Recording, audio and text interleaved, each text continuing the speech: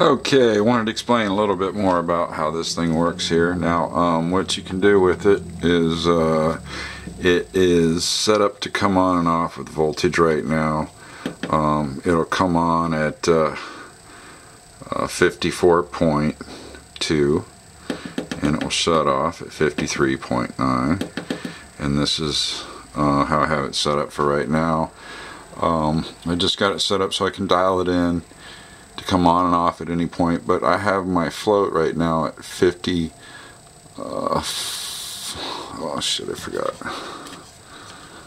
where's it at there, 54.4.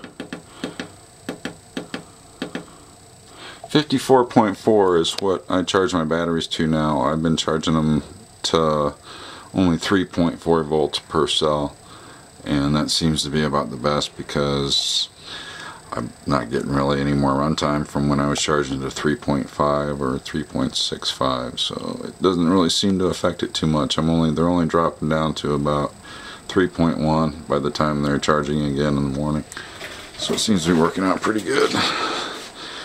Now what I did down here, I didn't explain very well. Hold this out, now this is live, but now two-phase power, this is one, this is two. What I did is I cut sections of these out. Okay, a section out and a section out down here, so it separates the solar from the grid. And right now I have one-phase power, so that's why everything's on this side. And to get two-phase power, if you have a breaker like this, you're pulling one leg from each side to get two-phase power. So until I get the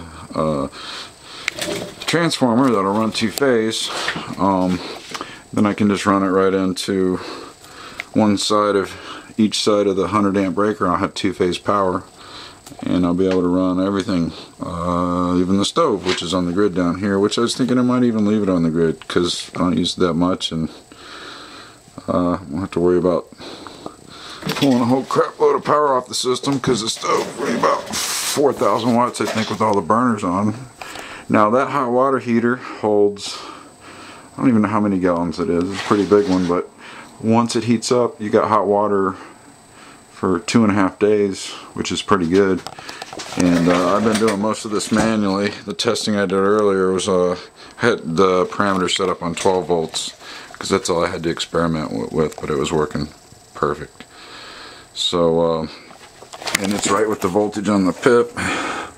C5, where is it? 1, 2, 3, 4. PIP is at 52.4.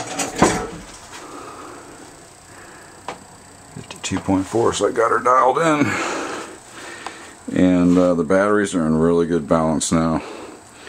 Those little balancers, they're not typical EV type balancers where they're pulling a lot of current. When they're pulling the most current, they're pulling 66 millivolts, and then when they get closer to balance, I think it's like cuts that in half, and then when they get in balance, they'll actually shut off. So they're constantly balancing, which is good with my system, I think, because the cells are always up and down a lot. There are a couple bad cells in some of these batteries, that's why I got them so at such a good price, and they were way out now. I have to show you guys on the voltage gauge in one of my next videos how much well balanced they are now. Those little balancers work great. It just took them a while to sip the tops off the high cells and get all the, bleed them down to the low ones. And now it does balance each battery individually. It's not balancing as a system, but it's a start. I have to balance each battery manually, which isn't too bad. It's because it's only 4 cells, and I keep an eye on them. They stay pretty damn close. Anyways, hope you guys are doing well, man. Thanks for watching.